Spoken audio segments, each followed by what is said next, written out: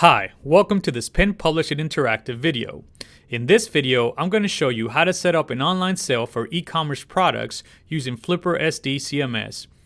Let's get started. So I'm already logged into Flipper here.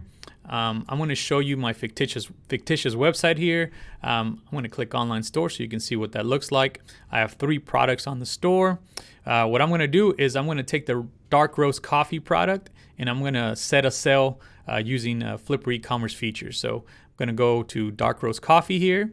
Then I'm going to hit edit product. Once I do that, I'm going to have this new interface that has all the settings for this product. I'm just going to scroll down, and under pricing options, you'll see a sales price text box. I want to sell this at $12.50.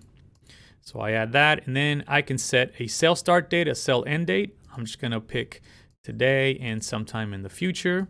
And you can set, times, etc. as well. So then I'm just going to hit save.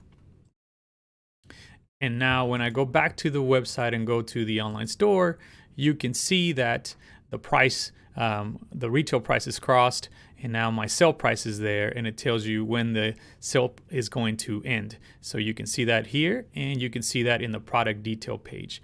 And that's how easy it is to set an online sale price for products using FlipperSD e-commerce features. It's pretty simple. So hope this video has been beneficial. Thank you for watching. If you want to learn more about Flipper and our company services and products, please visit us at penpublishing.com. If you are on Facebook and Twitter, you can find us there. And if you're watching this on YouTube, please subscribe to our channel so you can get notified when we release more of these videos. Thank you for watching, and until next time.